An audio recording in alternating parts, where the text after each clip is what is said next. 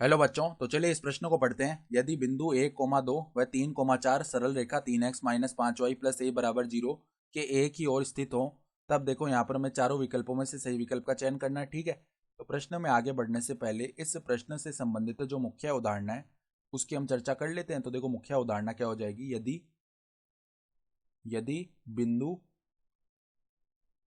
बिंदु x1, y1 व x2,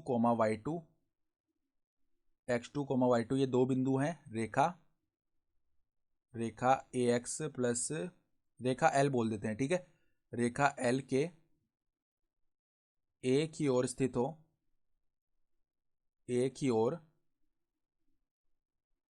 हो, तो देखो इसकी स्थिति क्या होती है कि रेखा एल के समीकरण में जब हम x1, y1 रख देंगे गुणा में रेखा एल के समीकरण में जब हम x2, y2 रख देंगे। ठीक है, तो ये जो मान है ना, ये सदैव किससे बड़ा होगा? शून्य से बड़ा होगा। सही है, ये स्थिति आती है। तो अब देखो बिंदु 1, 2 पहले इस रेखा के समीकरण में रखते हैं। ठीक है, तो इस रेखा को एक बार एल बोल लिया हमने, तो 3x माइनस 5y प्लस में a बराबर में 0 है। तो एल रेखा यहाँ पर देखो 1, 2 पर इसका समीकरण क्या बनेगा हमारे पास? 3 गुणा में 1 माइनस 5 गुणा में 2 प्लस में a। ठीक है, तो यहाँ पर देखो इसका मान क्या आएगा? 3 माइनस 10 प्लस में a, यानी कि ये क्या हो गया?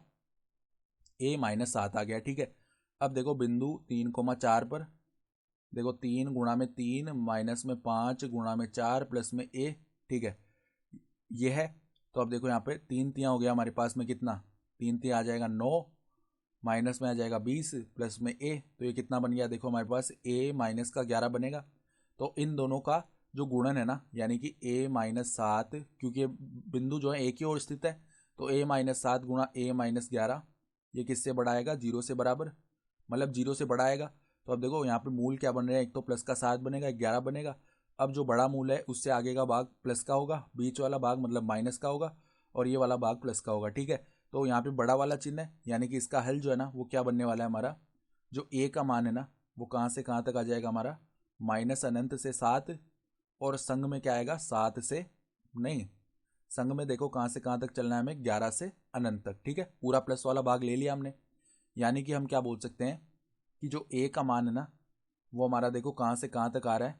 a का मान पूरा 7 से तो छोटा आ रहा है। ठीक है, और a का मान 11 से बड़ा आ रहा है। सही है, या आएगा बीच में क्योंकि संग है ना, तो a का मान 7 से छोटा या a का मान 11 से बड़ा आ रहा है। तो अगर हम विकल्प देखें तो जो विकल्प डी है वो हमारा सही विकल्प आ रहा है। तो आशा करता हूँ कि आपको ये प्रश्न समझ में आया होगा। धन्यवाद।